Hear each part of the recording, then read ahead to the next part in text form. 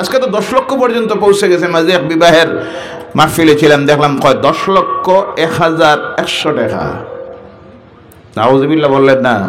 আর এটা যে ঠিক করে যারা, তারা জানে এটা দেওয়া লাগে না, এটা শুধু ক লাগে। কে করা লাগে? ক লাগে। বিয়া পড়াইতে হুনানি লাগে, আর মরার দিন মরা লইয়া যাওয়ার সময় একবার দাবি ছুটানি লাগে। নাউজুবিল্লাহ বললেন না। ও আমার ভাইয়ারা, দেখেন আল্লাহর রাসূল নিজের মেয়েকে বিবাহ দিতেছেন, বললেন আলী তোমার ওই তরবারিটা নিয়ে তুমি বিক্রি করে দাও। বাইর হয়েছেন রাস্তায় বিক্রি করার জন্য। সাক্ষাৎ হয়ে গেল উসমান রাদিয়াল্লাহু তাআলা আনহুর সঙ্গে। হযরত উসমান ওই তরবারিটা খরিদ করে নিলেন, আর পয়সাটা আলীর হাতের মধ্যে দিয়ে দিলেন। দেওয়ার পর আবার বললেন তরবারিটা তুমি নিয়ে নাও, তোমার কাজে লাগবে। বলো সুবহানাল্লাহ। দান করে দিলেন, খরিদ করে দান করে দিলেন। কারণ এখন সম্পর্ক হয়ে গেছে ভাইরা ভাই। কোন ভাই? ভাইরা ভাই। হযরতে আলী রাদিয়াল্লাহু তাআলা আনহু ওই টাকা নিয়ে আল্লাহ রাসূলের কাছে দিলেন। আল্লাহ রাসূল তার থেকে কিছু টাকা দুইজন সাহাবীর হাতের মধ্যে দিয়ে বললেন, আমার সাহাবীরা বাজারে যাও, গিয়ে কন্যা সাজানির জন্য যা কিছুর প্রয়োজন হয় তা খরিদ করে নিয়ে আসো। কথা বুঝা স্যার? কন্যা সাজানি জায়েজ, আমার রাসূলের সুন্নাত। সুবহানাল্লাহ বলেন। তো আজকের জমানার যে কন্যা সাজানি সেটা হারাম। আজকে কন্যা সাজানির নামে হাজার হাজার লক্ষ টাকা দিয়ে কুঞ্জ তৈরি করা হয়। কন্যাকে নিয়ে বিভিন্ন মার্কেটের মধ্যে মেকআপ করানি হয়, আছে না নাই? বিবাহের আগের দিন থেকে শুরু হলো মেকআপ, বিবাহের 2 দিন পর পর্যন্ত ওই মেকআপ নষ্ট হয়ে যাওয়ার ভয়ে ওই কন্যা যে পাত্রী একটা ওয়াক্তেরও নামাজ পড়ে না, ওযু করে, লানত পড়তেছে আল্লাহর। কার? আল্লাহর লানত অবতীর্ণ হচ্ছে। এরপরে সাজানি যখন চলতেছে, ভিডিও রেকর্ডিং আর সেলফি আর সলফি, নাফরমানেরা যুবকেরা চতুর্দিকে দাঁড়িয়ে আছে, যাদের জন্যই মেয়েটাকে দেখা হারাম, মেয়েটা এদেরকে দেখা হারাম। পাড়া প্রতিবেশীর আত্মীয় যেখানে যাগুলি আছে, সেলফি আর সেলফি তুলতেছে আর ফেসবুকে ছাড়তেছে, আছে না নাই? কথা বলেন, আছে না নাই? যার বউ হইতে এখনো দেখছে না, দুনিয়ার লক্ষ মানুষ দেখতেছে, মুখের বউ দেখেন কেমনে সাজাইয়া রাখা হয়েছে। আল্লাহর লানত, সৃষ্টিকুলের লানত, আল্লাহর ফেরেশতাদের লানত অবতীর্ণ হচ্ছে ওই সব নাফরমানদের উপরে। আল্লাহ এর থেকে আমাদেরকে হেফাজত করুক। সকলে বলেন আল্লাহুম্মা আমিন। কন্যা সাজাবে মহিলারা। কারা? কারা? মহিলারা। তার পাশে বসবে মহিলারা, কোন পুরুষ তার সামনে যাবে না। আল্লাহ রাসূল সাল্লাল্লাহু আলাইহি সাল্লাম এরপরে বিবাহ হবে, আলী রাদিয়াল্লাহু তাআলা আনহুকে বসালেন আর নিজের মেয়েকে ফাতেমাকে বসালেন। ফাতেমার হাতের মধ্যে আল্লাহ রাসূল 152 তোলা রূপার মূল্য দিয়ে বললেন, মা এই হলো তোমার বিবাহের মোহর। বলো সুবহানাল্লাহ। নগদ না বাকি? কথা বলবেন, নগদ না বাকি? এর নাম হলো মোহরে ফাতিমি। এখন অনেক আছে বোয়ার পরে কইব মোহরে ফাতিমি হয়ে যাও, আছে না নাই? ভালো কথা। মোহরে ফাতিমি নগদ না বাকি? দিবা? দেওয়ার সময় আইলে সুন্নত শেষ। মোহরে ফাতিমি হয়ে যাক, ভালো কথা, নগদ দেন। নতুবা মোহর ঠিক করতে গিয়ে 1 নম্বরে দেখতে হবে এই ছেলেটার উপার্জন কতটুক, কি চাকরি করে, কি ব্যবসা করে, স্থায়ী সম্পত্তি তার কতটুক আছে। যদি স্বামী স্ত্রীর বনিবনা না হয়, তালাক যদি দিয়ে দেয়, এই মুহূর্তে তার আদায় করতে হবে। এবার নির্দিষ্ট করে দেওয়া হয়ে গেল 5 লাখ। কারণ যারা ঠিক করতেছে তারা জানে এটা দেওয়া লাগে না বিয়ার দিনও না, পরের রাত্রেও না, কোনো দিন না। এর জন্য ঠিক করে দিলেন। পরবর্তীতে দেখা গেল দাম্পত্য জীবনে অশান্তি তৈরি হলো, 2 জনের বনিবনা হলো না, তালাকের ঘটনা ঘটলো। এবার ছেলে মহা মুসিবতে পড়লো, কয় 5 লক্ষ দেওয়ার আমার কোনো ক্ষমতা নাই। দিল 2 লাখ। কয় লাখ? কিছু মুরব্বীরাও আছে, বিচার সবাই বসে ডিগ্রি দিয়ে দে, তোমারও দোষ তারও দোষ, তুমি কিছু বাদ দেও, কিছু দেও। 2 লাখ। কয় লাখ? 3 লক্ষ টাকা যে রয়ে গেল, কিয়ামতের দিন 1 টাকারও ছাড় পাবে না। সেই মহিলার হক আদায় করতে হবে। কথা বুঝা যায়? স্ব ইচ্ছায় যদি ছাড়ে সেটা আলাদা ব্যাপার। কোন মুরব্বির দুনিয়ার কোন আইনের ক্ষমতা নাই তার মোহর থেকে 1 টাকা কমানির। বলো সুবহানাল্লাহ। এই সম্মান মর্যাদা দিয়েছে ইসলাম। কে দিয়েছে? ইসলাম দিয়েছে, কোরআন দিয়েছে। এরপরে দেখবেন এই বিবাহতে আজকে সবচেয়ে বেশি মুসলমানেরা অপচয় করে। যে জাতির মানুষ সবচেয়ে কম অপচয় করার কথা তারাই আজকে সবচেয়ে বেশি অপচয় করে। কিন্তু আল্লাহ পাক কোরআনুল কারীমে বলছেন, ইন্নাল মুফাসসিরিনা কানু ইখওয়ানাশ শায়াতিন। যারা অপচয় করে, বেহুদা খরচ করে, এই সবগুলি হলো শয়তানের ভাই। কার ভাই? কথা বলেন, কার ভাই? শয়তানের ভাই। কথা কার? আল্লাহ সুবহানাহু ওয়া তাআলা বলছেন, এক একটা বিবাহ মাজলিস যখন হয়, প্যান্ডেল 1.5 লক্ষ টাকা, লাইটিং, গেট 1 লক্ষ। নাউযুবিল্লাহ বললেন না? এরপরে বরযাত্রী রওনা হয়, 40টা গাড়ি আছে না নাই? 35টা গাড়ি, 150 যাত্রী। জানাইয়া দে মেয়ের বাবারে, আমার কমপক্ষে 100-150 আমন্ত্রিত অতিথিরা আসবেন আমার ছেলের সঙ্গে, ভালো খাবারের ব্যবস্থা করবা। মাসলা ভালোভাবে জেনে রাখেন। আপনি দাবি করে যদি তার বাড়িতে এই মানুষগুলি নিয়ে দাওয়াত খান, আপনার জন্য খাওয়া হারাম। কথা বোঝা গেছে? কারণ সে তো তোমার দাওয়াত দেয় নাই যে 100-150 আইবা আমার বাড়িতে দাওয়াত, সে তো আপনাকে বলে নাই। আপনি বলছেন আমার মানুষ আসবেন 150-200, আপনি সুব্যবস্থা রাখবেন, খাবার দিবেন। তার বাড়িতে কেন খাবেন? মেয়ের বাবা হওয়ার কারণে কি তার অপরাধ হয়েছে? আপনার বাড়িতে পরের দিন খাবারের ব্যবস্থা করুন। আল্লাহ রাসূল বলছেন যার নাম হলো দাওয়াতে ওলিমা। কোনটা? দাওয়াতে ওলিমা পরের দিন করেন। যত আত্মীয়স্বজন আছেন প্রত্যেককে দাওয়াত দেন। দাওয়াত দিতে গিয়ে 1 নম্বরে দাওয়াত দিবেন এতিম যারা, মিসকিন যারা, গরিব যারা, এদেরকে যদি দাওয়াত না দিয়ে আপনার বড় বড় আত্মীয়স্বজন ভিআইপি অতিথিদেরকে দাওয়াত দেওয়া হয়, এরা না, এরা গরিব, গায়ের কাপড়ে ময়লা, চেহারায় ময়লা। আমার বড় বড় ভিআইপি আত্মীয়স্বজনেরা আসবেন, দেখলে পরে লজ্জা হবে। অনেক এমন আছে গরিব আত্মীয়কে পর্যন্ত দাওয়াত দেয় না। জেনে রাখবেন আল্লাহ রাসূল বলছেন যে ওলিমার সিন্নিতে এতিম মিসকিনের গরিবের দাওয়াত নাই, সেই ওলিমার কোনো মূল্য আল্লাহর কাছে নাই। আল্লাহর কাছে আপনার সেই সিন্নি দাওয়াত কবুল হবে না। পরের দিন আপনার বাড়িতে দাওয়াত দেন, যত আত্মীয়স্বজন আছে, তার অপরাধটা কি হলো? সেখানে 150 মানুষ যাওয়ার কোনো প্রয়োজন আছে? কথা বলেন আপনারা। বিবাহ করতে কয়জন মানুষ লাগে? 3 জন। কয়জন? 1 জন ওকিল, 2 জন সাক্ষী, বুঝলাম। আরো 2-1 জন নিলেন মসজিদের ইমাম সাহেব, আলিম সাহেব, মুরব্বীরা। দোয়া হবে, দোয়া কবুলের বরকতের জন্য। কিন্তু এখানে 200 আত্মীয়স্বজন 40টা গাড়ি নিয়ে গেলেন। আমি অনেক সময় বলি ও মুসলমানরা, একটা বিবাহের নামে যে 5 লক্ষ 6 লক্ষ টাকা খরচ করতেছ, প্যান্ডেল, লাইট, গেট, এরপরে গাড়ি, এই টাকাটাকে যদি সেভ করে রাখতা, আর এই ছেলেটা, এই পয়সাটা যদি আপনার একটা ছেলের পিছনে খরচ করতাম, মেয়ের পিছনে খরচ করে সুশিক্ষায় শিক্ষিত, উচ্চ শিক্ষিত যদি বানাইতেন, যে 5-6 লক্ষ হারামে গেল, গুনাতে গেল, একটা ছেলে মেয়ের জীবন গঠন হয়ে যাইত। কথা ঠিক কিনা? আজকে আমার সমাজের ছেলে মেয়েরা উচ্চ শিক্ষায় শিক্ষিত হইতে পারে না। তার কারণ হলো আমাদের সমাজের মানুষ আর্থিক দিক দিয়ে দুর্বল। বেশিরভাগ মানুষ হলো শ্রমজীবী, লেবার, কৃষিজীবী মানুষ আমার সমাজের বেশি। উচ্চ বড় বড় কোটিপতি আমার সমাজে নাই। মধ্যবিত্ত কিছু মানুষ আছে, ব্যবসায়ী।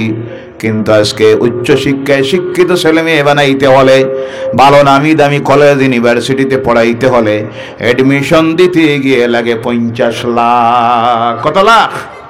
50 লাখ। প্রতি মাসে দিতে হয় 2 লাখ, 3 লাখ, 2.5 লাখ, 50,000, 60,000। আমার সমাজের মানুষ দিতে পারে না, গরিব। যার কারণে আমাদের সমাজে উচ্চ শিক্ষিত, হায়ার এডুকেশনে শিক্ষিত, নামি দামি কলেজ ইউনিভার্সিটিতে গিয়ে পড়তে পারতেছে না। ডাক্তার, ইঞ্জিনিয়ার, পাইলট, আরও বিভিন্ন হায়ার পদে পদে, উচ্চ মর্যাদাপূর্ণ পদে উন্নীত হতে পারতেছে না। এই সময়ে জাতির মাথা খাইছে, কপাল পড়ছে। দেখা যায় একটা বিবাহের নামে 5-6 লক্ষ টাকা একেবারে জলে ভাসে যাইতেছে, আছে না নাই? সেই অপচয়কে বন্ধ করুন, এই সব ঢং তামসাকে বন্ধ করুন বিবাহের নামে। আল্লাহ রাসূলের সুন্নাত মোতাবেক বিবাহের অনুষ্ঠান দেওয়ার আল্লাহ যেন তৌফিক দেয়। সকলে বলেন আল্লাহুম্মা আমিন। এবার আওয়াজ করে বলুন, মোহর দেওয়া ফরজ না সুন্নত? দিবে কোন দিন? বিবাহের দিন। কোন দিন? বিবাহের দিন। যদি সম্ভব না হয় আপনি সময় নেবেন, যখন তুমি চাইবে আমি দিয়ে দিব, এবং যতটুকু সম্ভব তাড়াতাড়ি দিয়ে দিবেন। যদি তাড়াতাড়ি না দেন, হায়াতের মালিক তো আল্লাহ, আমরা জানি না কোন সময় কার মওত হয়ে যাবে। স্ত্রীর মোহর আদায় না করে যদি মারা যান, আল্লাহর জাতের কসম, কিয়ামতের দিন আল্লাহ আপনাকে জিনাকারের কাতারে দাঁড় করাবে। কোন নামাজ দিয়ে আল্লাহর দরবারে ছোটা সম্ভব হবে? মোহর আদায় করুন তাড়াতাড়ি তাড়াতাড়ি। এর জন্য মোহর নির্দিষ্ট করতে 1 নম্বরে দেখতে হয় তার আর্থিক অবস্থা কেমন, ইনকাম কেমন, এর উপরে নির্ভর করবেন। 2 নম্বরে হলো দেখতে হয় এই মেয়েটার আরো কোনো বোনের কি বিবাহ হয়েছে অথবা ফুফুর কি বিবাহ হয়েছে, কত ছিল মোহর।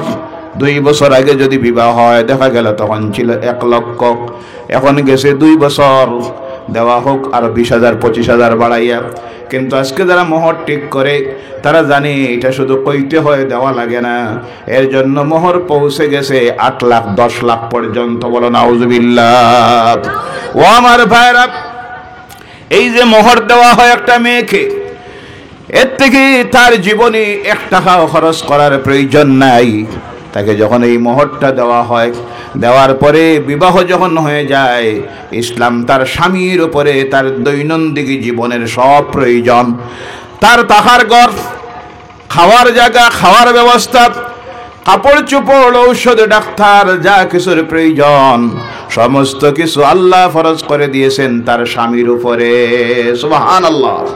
তার মোহর থেকে 1 টাকাও জীবনে খরচ করার দরকার নাই।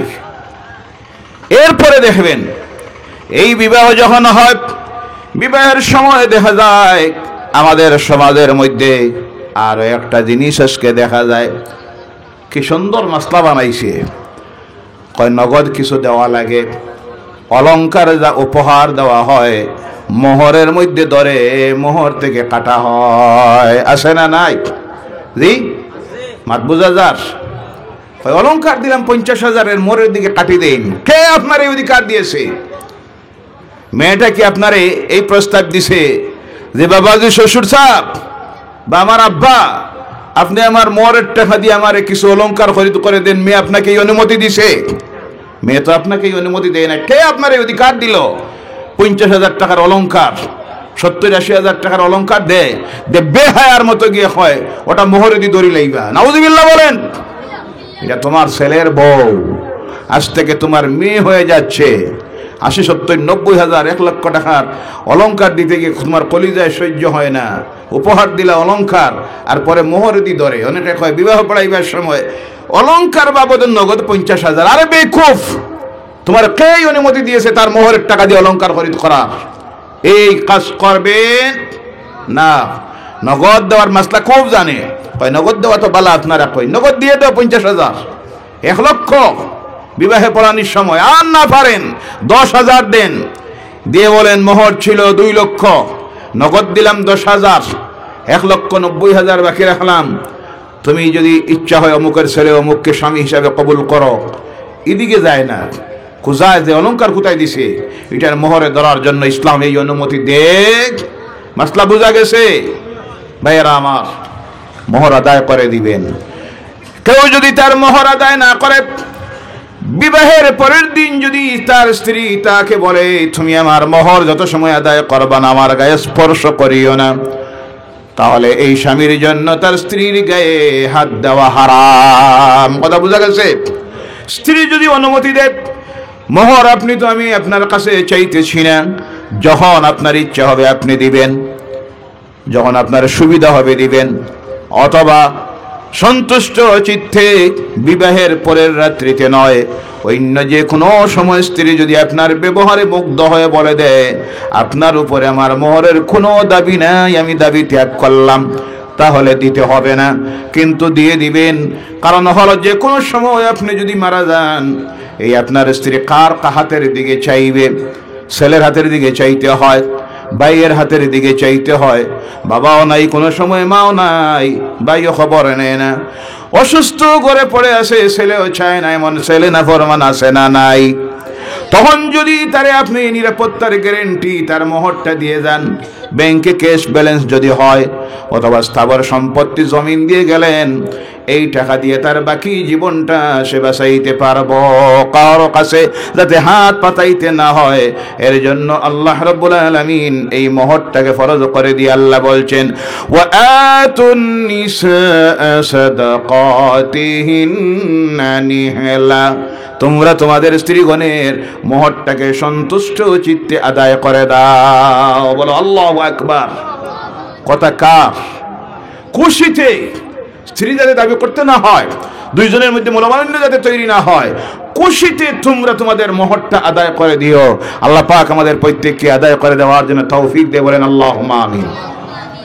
2 নম্বরে, স্বামীর পক্ষ মেয়ের পক্ষের কাছ থেকে দাবি করে, যেটা আজকে আমাদের সমাজে এখন ঢুকে গেছে, এটা অন্যান্য ধর্মাবলম্বীদের মধ্যে ছিল, পণ প্রথা, যৌতুক। এখনো তাদের সমাজে অনেক বাবারা আছে, মেয়ের বয়স 40 বছর হয়ে গেছে, মেয়ে বিবাহ দিতে পারে না। কারণ বিবাহ দিতে গেলে প্রথমে হলো ছেলে যে হবে তাকে 7 ভরি সোনা দিতে হয়, নাউজুবিল্লাহ বলেন। তার ব্যবসার জন্য 4 লাখ টাকা ডিমান্ড করে দিতে হবে। আমার ছেলে বেকার, ব্যবসার জন্য আপনি টাকা 3 লাখ দিবা। আমার ছেলের এটার প্রয়োজন, সেটার প্রয়োজন, যত ডিমান্ড দেয়, মেয়ের বাবা দেখে এটা পূরণ করার মতো আমার সামর্থ্য নাই। অন্যান্য ধর্ম অবলম্বীদের দিকে চাইলে দেখা যায় এই পণ আর যৌতুক প্রথা তাদের সমাজে ঢোকার কারণে অগণিত মেয়েরা বিবাহ থেকে বঞ্চিত হচ্ছে। আর সেই সময়ে শয়তান বিভিন্নভাবে ওয়াসওয়াসা দিয়া তাদেরকে যে রাস্তায় নিতেছে, সেটা হলো জিনার রাস্তা। আজকে দুনিয়ায় সবচেয়ে বেশি জিনাহের বাজার গরম হয়েছে, কথা ঠিক কিনা? তার কারণ 1 নম্বরের হলো পণপ্রথা, যৌতুক তাদের সমাজে ঢোকার কারণে। এদের দেখা দেখি আমাদের সমাজে কিছু মানুষ আছে বেহায়ারা, দেখবেন ডিরেক্টলি কয় না, বেয়াই সাহেব আপনি যা কইছেন আমি তো দিয়ার, আপনার মেয়েরে সাজাইয়া আমি দিয়ার। কয় আপনার মেয়েরে, তার ছেলের বউ নাই, আপনার মেয়েরে আমি সাজাইয়া দিয়ার, যেমন লাগে সাজাইয়া নিমু, আর আপনিও আমার মান সম্মান ইজ্জতটা রাখবা, কিছু খেয়াল রাখবা। কুজার বাকি রয়েছে, কথা কই না, কুজার আর বাকি রয়েছে। নির্লজ্জ কোন বেহায়া যদি এইভাবে কথা কয়, এর ঘরে আপনার মেয়েকে, বোনকে বিবাহ দিবেন, এই পরিবারে শান্তি পাবে না। কারণ বেহায়া, লোভী, সামান্য অলংকার দেওয়ার পরে ইনডিরেক্টলি আপনাকে বুঝাইতেছে আপনি কমপক্ষে একটা বাইক দিবা, ফ্রিজ দিবা, এরপরে কালার টেলিভিশন দিবা, বক্স পালং দিবা, আরো যা কিছু। ডিরেক্ট না কইয়া কর, আমি যে দিছি আপনার মেয়েরে তো আমি সাজাইয়া নিমু, আর আপনিও খেয়াল রাখবা আমার ছেলেটার প্রতি, যাতে আমার ইজ্জত না যায়। নাউযুবিল্লাহি মিন যালিক। এইভাবে ঘুরাইয়া ফিরাইয়া দাবি করে 1 টাকার কোনো সামগ্রী নেওয়া হারাম এবং তা ব্যবহার করাও হারাম। কথা বোঝা যার? এটা যদি ব্যবহার করে, তাহলে এর ব্যবহারের মাধ্যমে যে ইবাদতগুলি করবে, কোনো ইবাদত আল্লাহর দরবারে কবুল হবে না। আল্লাহ এই কুসংস্কার থেকে, যৌতুক পণপ্রথা থেকে আমাদেরকে আল্লাহ যেন হেফাজত করে। সকলে বলেন আল্লাহুম্মা আমিন। ভাইয়েরা আমার, এক সময় ছিল এই পৃথিবীতে বিধবা বিবাহ বন্ধ ছিল। কোন মেয়ে লোকের স্বামী মারা গেলে, বিবাহের 2 মাস পরে মারা গেছে, হায়াত শেষ হয়ে গেছে, তাকে কেউ বিবাহ করত না। সমাজের কুসংস্কার ছিল, এই মেয়েটাকে যদি আর কেউ বিবাহ করে, আগের স্বামী খাইছে, পরেরটাও খাইব। নাউযুবিল্লাহ বলেন। আজকে তো ইতিহাসকে বিকৃত করা হচ্ছে, ইতিহাস পরিবর্তন করা হচ্ছে। শুধু ইতিহাস নয়, বিভিন্ন জায়গায় দেখা যাইতেছে নাম পরিবর্তন করতেছে এক শ্রেণীর ধর্মীয় উন্মাদেরা, আছে না নাই? কথা বলেন। সেই সময় ইতিহাস বিকৃত আজকে করে। ইতিহাস খুললে দেখবেন ইতিহাসের মধ্যে লেখা আছে সতীদাহ প্রথা বন্ধ করে বিধবা বিবাহের প্রচলন করেছিলেন কে? রামমোহন রায়। সর্বপ্রথম এই পৃথিবীতে বিধবা বিবাহের প্রচলন যিনি শুরু করেছিলেন তিনি ছিলেন বিশ্ব নবী, নূরের নবী, তোমার আমার নবী, আখির জামানার নবী মুহাম্মদুর রাসূলুল্লাহ সাল্লাল্লাহু আলাইহি ওয়াসাল্লাম। বলেন সুবহানাল্লাহ। মক্কার মানুষ কোনো বিধবাকে বিবাহ করত না। একজন মেয়ের যদি স্বামী বিবাহের 1 বছর 2 বছর পরে মারা যায়, আর এর যদি বিবাহ না হয়, এই মেয়েটার কলিজায় কি দুঃখ কি বেদনা আল্লাহ ছাড়া বোঝার কেউ নাই। আর বুঝতে পেরেছিলেন যিনি, তিনি হলেন মুহাম্মদুর রাসূলুল্লাহ সাল্লাল্লাহু আলাইহি সাল্লাম, যার কারণে মক্কার মধ্যে একজন মহিলা ছিলেন যার নাম হলো খাদিজাতুল কুবরা। মক্কার সবচেয়ে ধনী মহিলা, যার টাকা দিয়ে মক্কার প্রতিটা মানুষ নিয়ে বিজনেস করত। ওনার স্বামী মারা গিয়েছেন, 2টা বাচ্চা ছিল, তারাও মারা গেছে।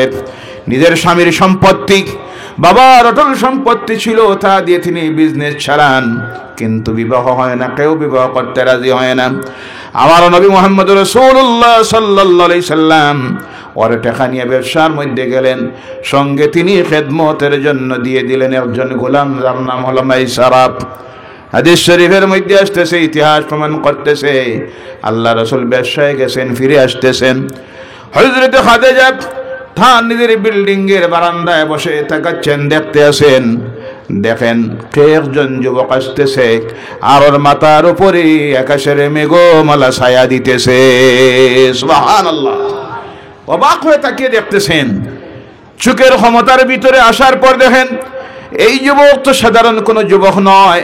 মক্কার যে যুবক, যাকে মক্কার মানুষ আল আমিন নামে ডাকে, আল সাদিক নামে ডাকে, ওই যুবক যাকে আমার টাকা দিয়ে ব্যবসায় প্রেরণ করেছিলাম, তিনি আসতেছেন। এবার আসার পর আল্লাহ রাসূল হিসাব দিলেন।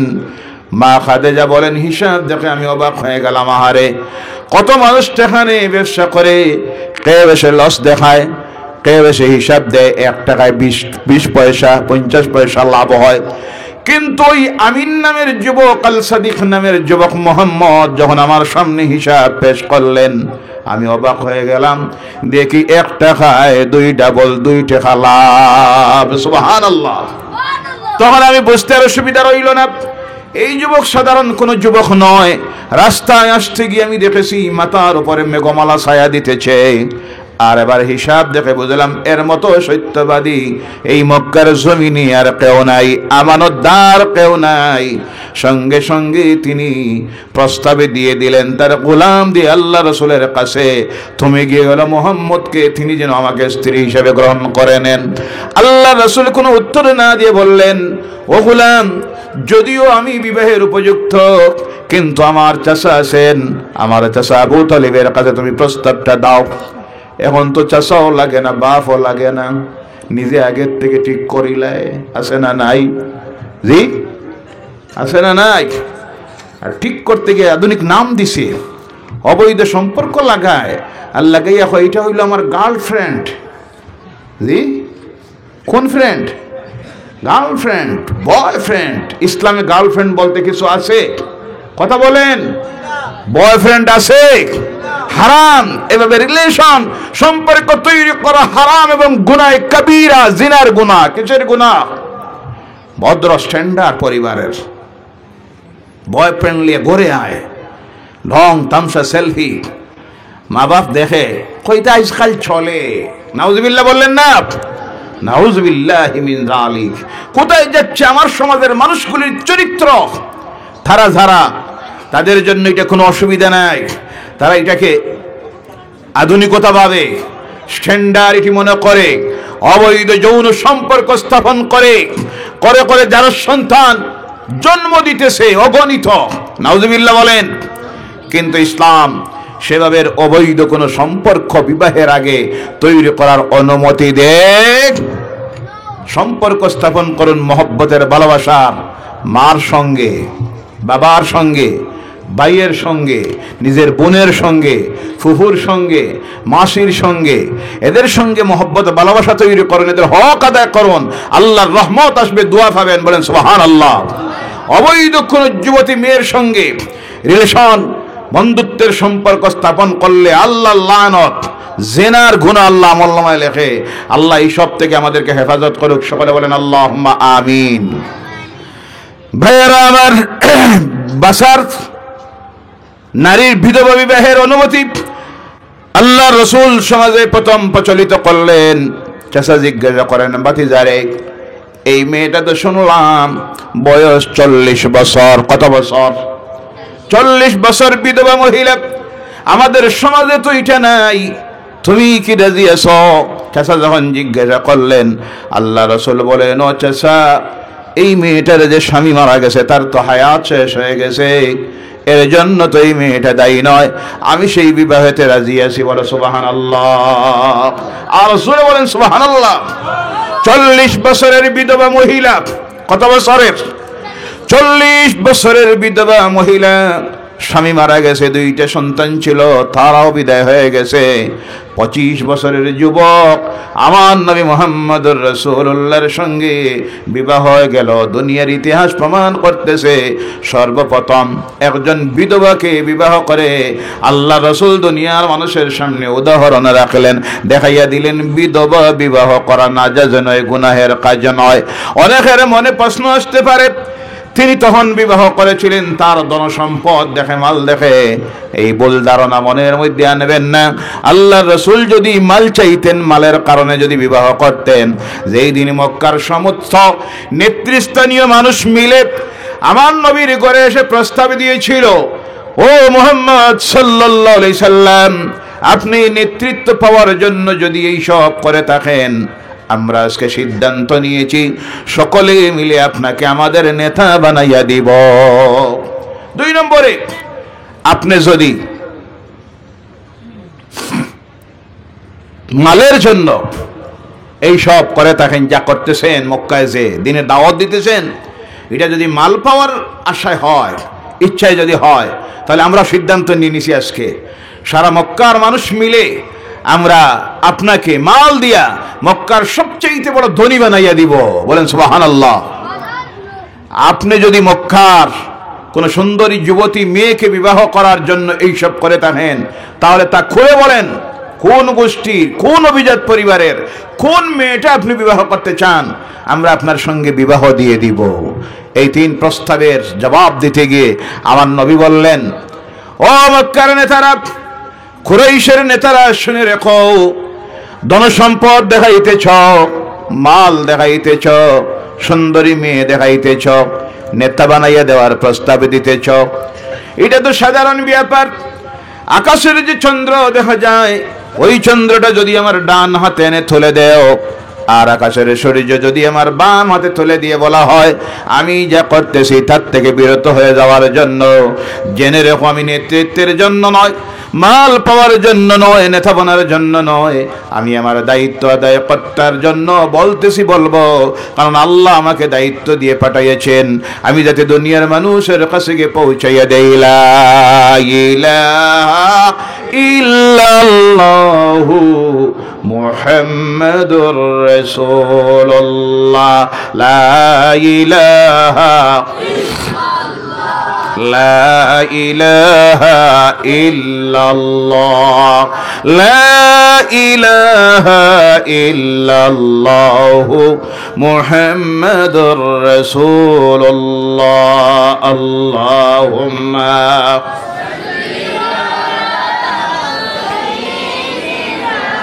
মাওলানা মুহাম্মদ ওয়া আলা আলিহি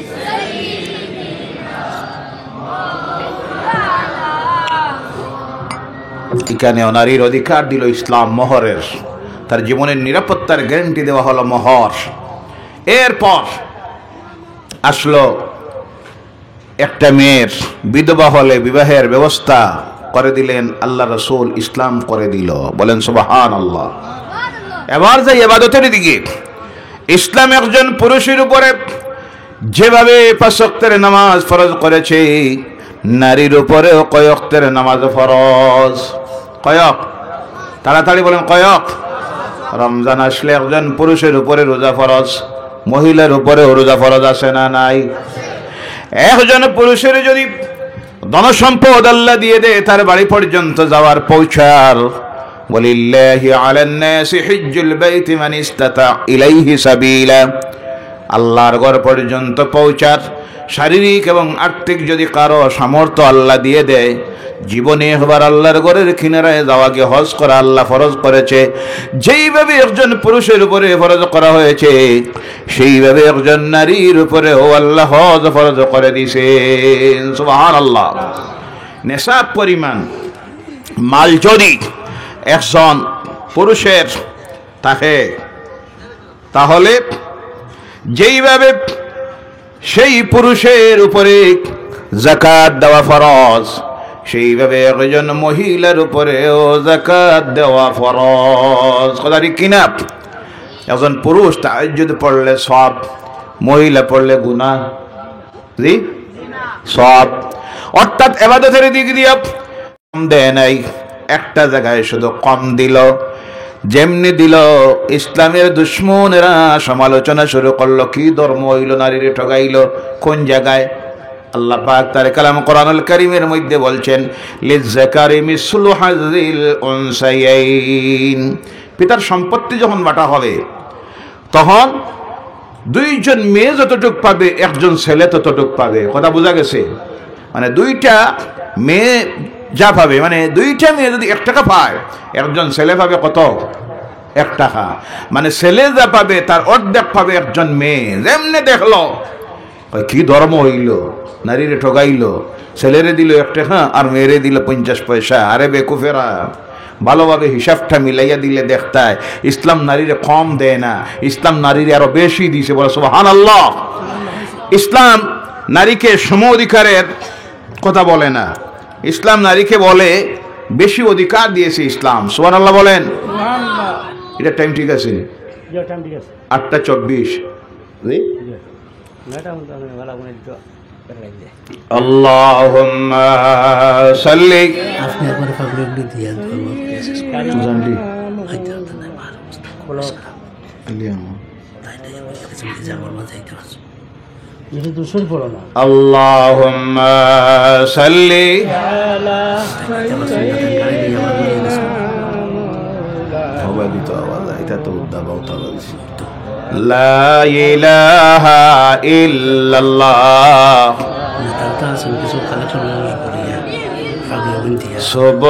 সুবহানাল্লাহ ওয়ালহামদুলিল্লাহ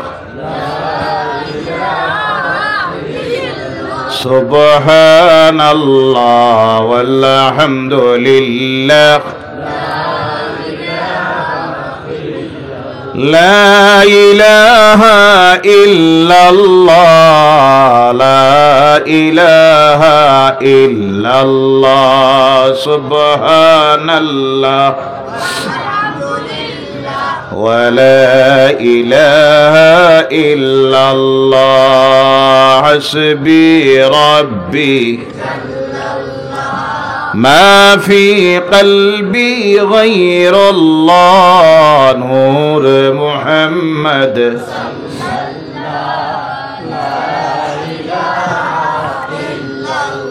حسبي ربي جل الله ما في قلبي نور محمد صلى الله لا إله لا إله إلا الله محمد رسول الله صلى الله عليه وسلم। ছেলে পাইল 1 টাকা। কয় টাকা? হিসাব মিলাইবা। কয় টাকা? মেয়ে পাইল 50 পয়সা। কত পয়সা? 50 পয়সা। ছেলেটা যে 1 টাকা পাইল, তার 1 টাকার থেকে বিবাহ করতে গিয়ে স্ত্রীর মোহর দিতে হবে 25 পয়সা। কত পয়সা? তার সম্পত্তি রয়েছে কত? 75 পয়সা। হিসাব মিলাইবে আপনারা। কত পয়সা? 75 পয়সা। ওই 75 পয়সা দিয়ে তার নিজের জীবন, তার স্ত্রীর জীবনের, দৈনন্দিন জীবনের সব প্রয়োজন, ছেলে মেয়েদের পড়াশোনা, ঔষধ, চিকিৎসা, শিক্ষা, বাসস্থান সব দেওয়া আল্লাহ তার উপরে ফরজ করে দিয়েছেন। সম্পত্তি এখন কত হয়েছে? আরে কথা বুঝুন না আপনারা, কত পয়সা? 75 পয়সা। মেয়েটা বাবার সম্পত্তি পেয়েছিল 50 পয়সা। কত পয়সা? 50 পয়সা। এখন বিবাহ যখন হলো মোহর পেয়েছে 25 পয়সা। কত পয়সা? এখন তার সম্পত্তি কত হয়েছে? সমান হয়েছে নি না? এবার দেখেন, এই সমান হওয়ার পর এরও সম্পত্তি 75 পয়সা, ওরও সম্পত্তি 75 পয়সা। কিন্তু মেয়েটা যে 75 পয়সা পেয়েছে, মরার আগে এই 75 পয়সা থেকে 1 টাকাও খরচ করার কোনো প্রয়োজন নাই। সুবহানাল্লাহ বলেন।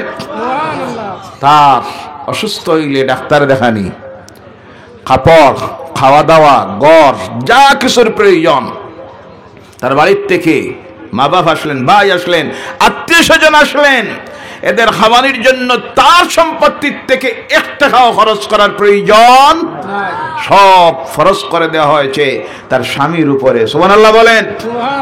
তাহলে বেশ দিছে না কম দিছে? ইসলামের স্লোগান হলো নারী পুরুষের সম অধিকার নয়, নারী পুরুষের চাইতে নারীকে বেশি অধিকার দেওয়ার কথা বলেছে ইসলাম। বলেন সুবহানাল্লাহ। কারণ সমান হইলে অসুবিধা আছে। জি আছে না নাই? সমান যদি আপনি বলেন নারীকে সম অধিকার দাও, এর প্রতিবাদ আমরা করি। সম অধিকার যদি আপনি দিতে যান, তাহলে স্বামী যদি হঠাৎ বলে দেয় যে এই বছর, স্ত্রী যদি বলে দেয় প্রথম বাচ্চাটা আমি গর্ভে ধারণ করলাম, 2 নম্বরের যেটা আসবে সমান হইতে হবে আপনি গর্ভে ধারণ করুন। জি সমস্যা আছে না নাই? হইব। এই জন্য ইসলাম বলছে সম অধিকার নয়, বেশি অধিকার। সুবহানাল্লাহ বলেন। স্বামী বলে দিবি, ও আমার স্ত্রী, সম অধিকার যদি হয়, সমান যদি তোমার আমার হইতে হয়, আমি সকাল হলে বলে মাঠে যাই, কাজ করতে যাই, দোকানে যাই, দোকানদারি করি, গাড়ির লোড দিতেছি, ড্রাইভিং করতেছি, 1 বছর আমি করলাম, এই বছর আমি বাড়িতে থাকবো, সমান হইতো তুমি এই বছর যাও। সমস্যা আছে না নাই? এর জন্য ইসলাম বলছে সম অধিকার নয়, এরা সৃষ্টিতেই দুর্বল, তাদেরকে বেশি অধিকার দেওয়া হয়েছে। বলেন সুবহানাল্লাহ। তার প্রমাণ হলো দেখেন, একজন মেয়ে লোক যখন মারা যায়, মারা যাওয়ার পর আমাদের ধর্মীয় রীতি নিয়ম অনুযায়ী হলো একজন পুরুষকে দেওয়া হয় 3টা কাপড়। কয়টা? জোরে বলেন কয়টা? একজন মেয়ে লোক যখন মারা যায়, শেষকৃত্য করতে গিয়ে, বিদায় দিতে গিয়ে তার গায়ে দেওয়া হয় 5টা কাপড়। সুবহানাল্লাহ। বেশি না কম? পুরুষের চাইতে বেশি না কম? বেশি দিছে ইসলাম। বলেন সুবহানাল্লাহ। কোন জায়গায় ঠকাইলো? বাসার অধিকার দিল, শিক্ষার অধিকার দিল, বিবাহের সময় পাত্র নির্বাচনের অধিকার দিল, তার নিজের জীবনের নিরাপত্তার গ্যারান্টি দেওয়ার জন্য মোহরকে ফরজ করে দিল, যৌতুককে হারাম করলো, পণপ্রথাকে হারাম করলো, যাতে তারা নির্যাতিত না হয়, শোষিত যাতে না হয়। বলেন সুবহানাল্লাহ। ভাইয়েরা আমার, এরপরে যদি দেখতে যাই, তাহলে দেখতে হবে শুধু বাবার সম্পত্তিতে অধিকার দেয় তা নয়, এবার স্বামী যখন মারা যাবে, স্বামীর সম্পত্তিতেও তার অধিকার আছে না নাই? আরো দিল তারে। ও আমার ভাইয়েরা, মুসলমানেরা, আরেক জায়গায় প্রশ্ন আসতে পারে, ইসলাম নারীকে পর্দার কথা বলেছে। পর্দা বলতে কি? আমার সমাজের কিছু মানুষ আছে যারা পর্দা বলতে তারা বোঝে একটা মেয়ে লোক ঘরের মধ্যে 24 ঘন্টা থাকবে, ঘর থেকে বাইর হবে না, এর নাম পর্দা নয়।